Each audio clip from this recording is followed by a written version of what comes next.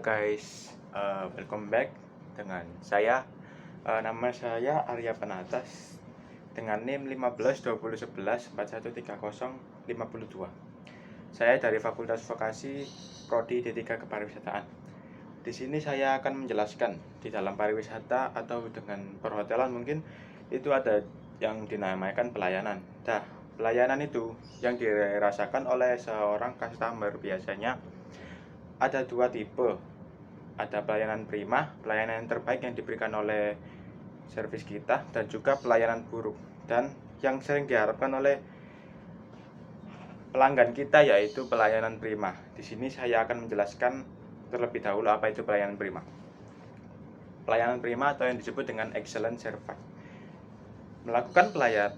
merupakan pelayanan sebaik mungkin kepada para pelanggan. Mereka melakukan pelayanan sebaik mungkin kepada para pelanggan sehingga pelanggan merasa menjadi sangat puas. Atau definisi pelayanan prima yaitu melakukan pelayanan sebaik mungkin kepada para pelanggan atau konsumen sehingga menimbulkan rasa yang puas secara umum.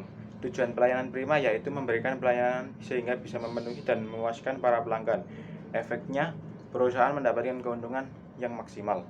Lalu manfaat dari pelayanan prima yaitu salah satunya untuk upaya meningkatkan kualitas pelayanan perusahaan atau pemerintah kepada para pelanggan atau masyarakat serta dapat menjadi acuan untuk pengembangan penyusunan standar pelayanan. Standar pelayanan dapat dijadikan sebagai tolak ukur atau patokan yang digunakan untuk melakukan pelayanan dan juga sebagai acuan untuk menilai kualitas dari suatu pelayanan. Pelayanan disebut prima jika pelanggan sudah merasa puas atau sesuai dengan harapan pelanggan dan terpenuhi kepuasan dari para pelanggan tersebut. Dan contoh dari pelayanan prima sendiri yaitu bersikap ramah dan senyum kepada para pelanggan, lalu melayani pelanggan kita itu dengan hati-hati dan tidak ceroboh dan dengan lembut hati.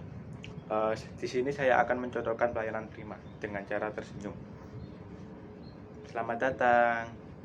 Jadi sikap tersenyum itu sangat dibutuhkan oleh para STA dari pariwisata agar para pelanggan itu merasa mereka itu seseorang yang spesial yang selalu disenyumi, dan jika kita senyum maka pelanggan juga akan ikut senyum, jadinya menimbulkan aura-aura positif. Lalu ini adalah pengalaman saya saat mendapatkan pelayanan prima di sekitar area hotel mungkin ya.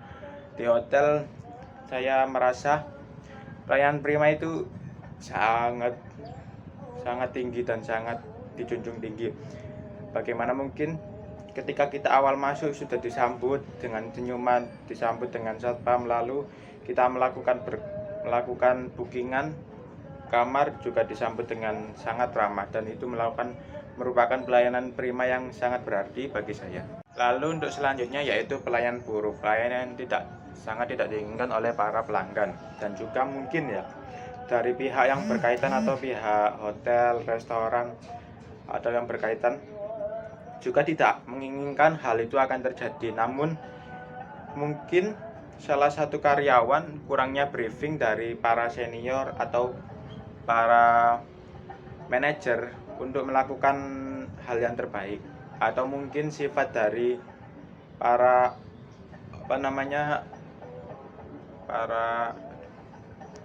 para karyawan tersebut memang sifatnya sudah begitu.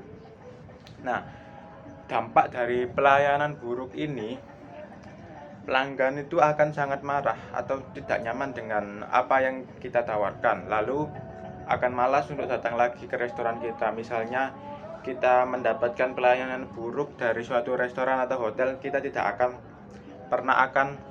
mendatangi restoran atau hotel itu lagi karena sudah mendapatkan pelayanan yang buruk. Meskipun makanannya yang enak, tapi pelayanan itu juga sangat penting agar pelanggan merasa nyaman dengan tempat dan lain-lainnya.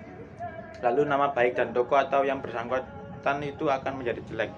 Seringkali di media sosial itu pelayanan yang buruk langsung dipost atau dipublikasikan kepada para khalayak umum, itu karena untuk menjaga-jaga atau berjaga-jaga agar tidak datang ke hotel atau restoran itu lagi. Itu merupakan bukan kesalahan dari customer, itu merupakan pelayanan yang buruk atau miskomunikasi. Hal itu mungkin menjadi wajar ya jika dipublikasikan ke publik hal yang salah dari pelayanan tersebut, karena gunanya untuk memperbaiki kualitas dari hotel atau restoran tersebut, dan pelayanan buruk juga bisa berdampak yang buruk sekali. Berikut saya contohkan yaitu pelayanan buruk dari para karyawan untuk pelanggannya. Selamat siang, mau pesan apa? Ya, ya terima kasih. Nah, di situ mukanya jutek sekali, jadi tidak boleh ditiru untuk para karyawan. Itu bisa menyebabkan dampak buruk bagi para pihak yang bersangkutan. Lalu saya akan bercerita tentang pengalaman buruk yang saya dapatkan saat berada di restoran. Jadi saya memesan suatu kentang goreng cuma satu, dan di situ restorannya sangat sepi ya, mungkin cuma ada 2 atau 3 orang termasuk saya.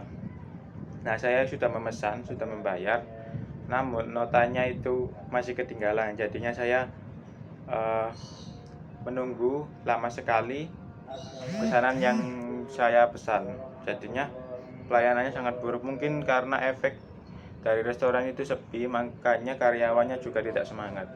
Sekian dari saya, sampai jumpa dan terima kasih.